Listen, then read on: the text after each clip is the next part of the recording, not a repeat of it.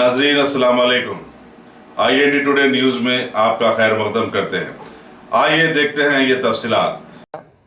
और उनके गाइडलाइंस के हिसाब से जो एनफोर्समेंट ड्राइव पिछले 45 डेज से हैदराबाद शहर में चल रहा है, इसके तहत जो काम हुआ है उसका जिक्र मैं आज आपके सामने करना चाहता हूं।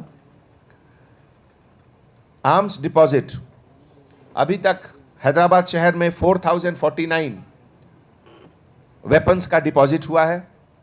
जैसा कि आप लोग जानते हैं, इलेक्शन कमीशन ऑफ इंडिया के तरफ से कुछ कैटेगरीज ऑफ लोगों को एग्जेम्पशन है, जिसमें नेशनल राइफल एसोसिएशन के मेंबर्स, बैंक के सिक्योरिटी गार्ड और कुछ हमारे लोकल एग्जेम्पशंस, जैसे हमारे हैदराबाद शहर में आर्मी के सीनियर ऑफिसर्स जिनका रेसिडेंशियल एड्रेस सिकंदराबाद या हैदराबाद के दूसरे जगह का है और वो जिनकी posting north east, Jammu Kashmir या दूसरे जगह है, उन लोगों को भी हम लोगों ने एग्जेम्पशन दिया है।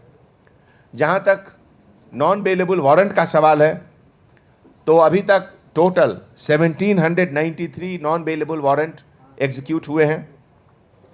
इसके अलावा बाइंडिंग ओवर ऑफ केसेस, जहाँ तक rowdy sheeters, history sheeters, suspect sheeters और जो स्नैचर्स या अदर क्रिमिनल्स हैं, उन लोगों को लगभग 769 केसेस बुक हुए हैं, जिसमें 2095 लोगों को बाइंडिंग ओवर किया गया है।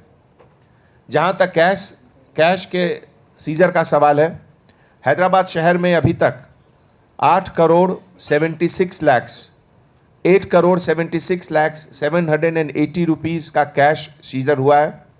इसके अलावा कुछ silver items, car, bike, cellphone सब मिलाकर लगभग 9 crore 12 lakh 17,780 rupees worth material seize हुआ है।